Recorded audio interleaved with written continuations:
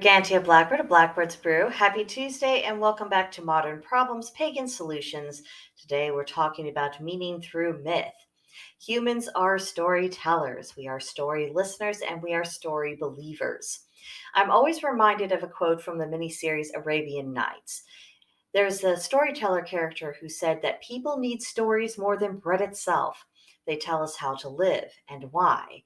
And that's always struck me as being true, perhaps even uncomfortably true, because we like to pretend that we go through life leading with our power of reason and that we are very grounded in evidence and we make judgments and decisions accordingly. But that's not totally the case, is it? It isn't just a question of whether or not we're swayed by emotion, as sometimes we are, and that does play its part. It's a matter of what do we truly believe. And I'm talking about beliefs backed up with action, which are the only beliefs that actually count when you really get down to it. Oh, if I can get my notes, there we go. What are those beliefs shaped by? Because it isn't scientific evidence and it isn't just the passions of the moment.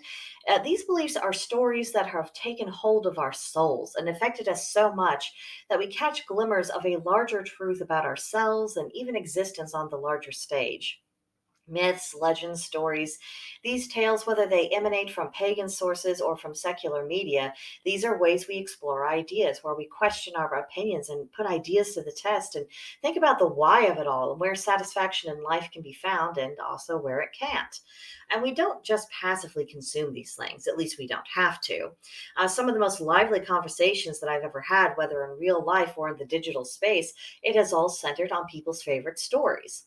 And some of the spicier exchanges I've observed or that I have been part of, it seems to come down to people having uh, not just differences of perspective, but a conflict of values. And, those values are really shaping what meaning they take from the stories and how they interpret it. And these can be quite interesting debates because it really forces people to re examine the ground that they're standing on to determine if it's actually solid. You can peel back the layers of it all, and once you get past, the flippant answers or slogans or lazy phrases that are just meant to end the conversation rather than actually explore the idea on the table, after all of that wrestling back and forth, you can get to something true, something real, something meaningful if you're willing to go through the process. And of course, not everyone is, but those of us who are not lazy will do so. And the questions of what's worth holding on to, what's worth doing, even if the entire world is against us. What is life really about? What does it mean to truly and completely love someone? What is your purpose in life? How is time best spent? There are no easy or fast answers for any of these questions. And those are the very questions that the best storytelling addresses itself to. And we are blessed with a wide variety of answers to contemplate.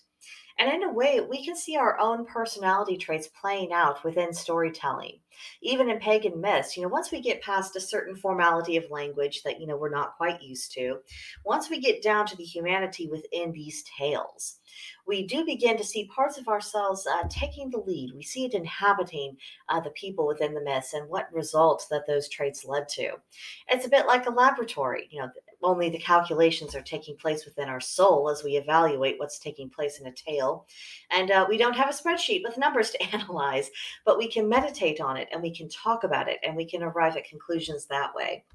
Stories do lead us to meaning, and in many ways, by drawing attention to certain aspects of ourselves as reflected by stories and our lives or our values that are already present, but we haven't paid attention to or we haven't invested in. And the story can provide us inspiration to do just that.